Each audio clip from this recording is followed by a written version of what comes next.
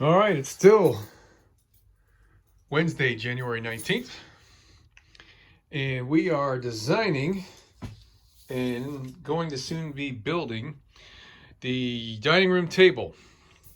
Dining room table is going to be 14 inches out from our wall. It's going to be hinged against the wall so we can get it out of the way for times when we've got the bed folded out.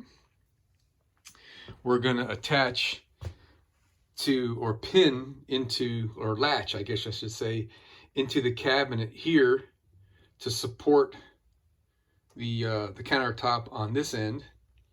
It's going to be an inch and a half overall thickness, and we're probably going to add another latch on this end to help support it so it's not too springy on this side.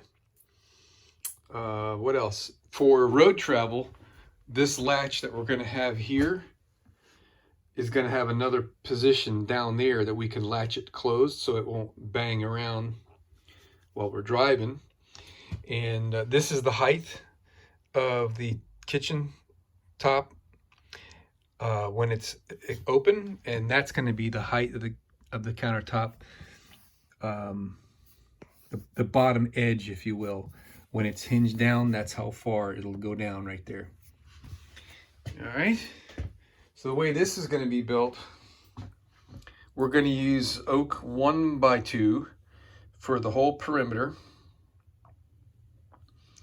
And we're going to rabbet the oak. After we build this frame, we'll rabbet it out, probably use a router. And the 1/4-inch plywood will go down into it. So the plywood will be flush with the edges. This is a top view here.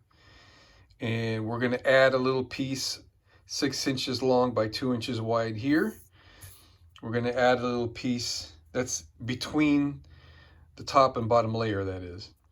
And we're going to do the same thing here between the layers of plywood. This will be a hollow structure, 1/4 inch on the top, 1/4 inch on the bottom, and I guess like an inch space between them. And that'll be an inch and a half overall. That'll make it light and very strong and very, very warp resistant. And here's our end view. All right. It shows the detail of how we're going to rabbet the oak board 1x2.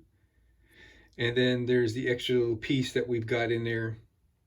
And that's for the latch. So what I plan on doing with the latch, it's the same on this side, is we're going to be recessing the latch up into the bottom. So it's not just like out there ugly in your face. It'll be mostly hidden.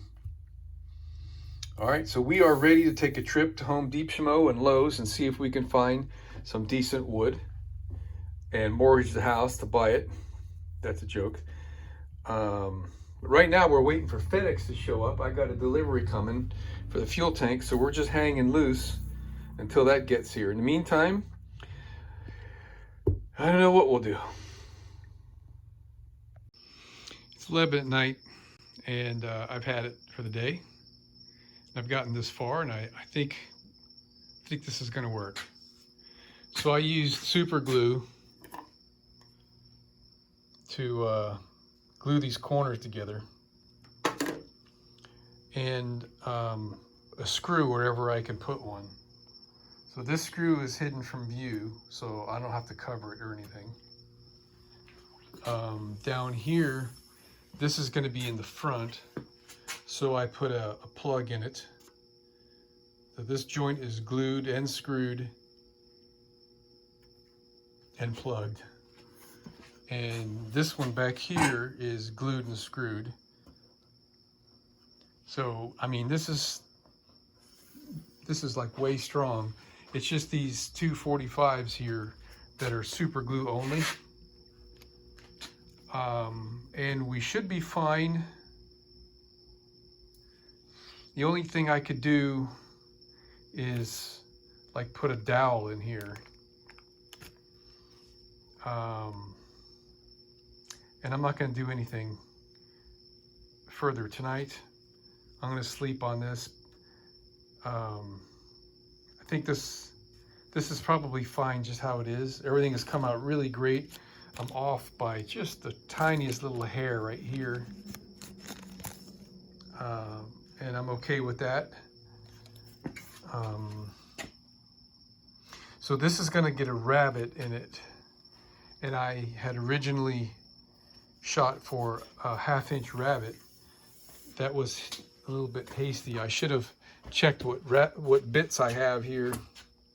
And I've got these 1.25 inch diameter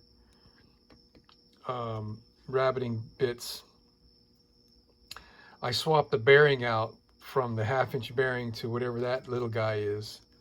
I just swapped it off of this guy here.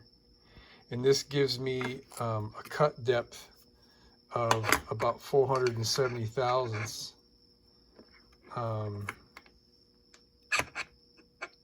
Yeah, I can't do it with one hand, but it was about 400 and I forget anyway.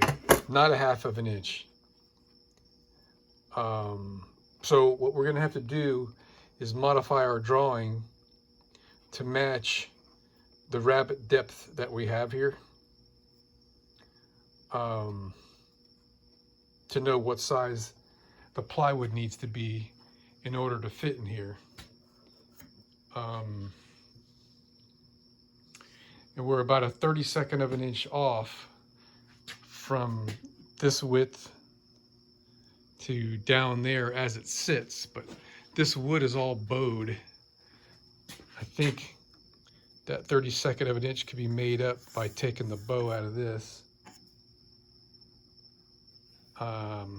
But anyway, after we get the rabbit in here on the, this is the bottom side and then the top side, and glue the plywood in there, the plywood is going to hold this together just because it's rabbited in there. And I've decided what I'm going to do also is I'm going to round off the plywood to match the radius that the router bit's going to make at all the corners. That'll look kind of cool, and it'll be easier, I think, to round off the plywood corners than it would be to take a chisel and make these sharp corners instead of the radius that the router bit's going to make. That's what I think I'm going to do. I'll know for sure after we've run the router on this thing, which is going to be a trick in itself, because I'm going to have to be holding my router up vertical on this, and this looks a little precarious, so we may fail with the router. So I don't know how this is going to go, but tomorrow's another day.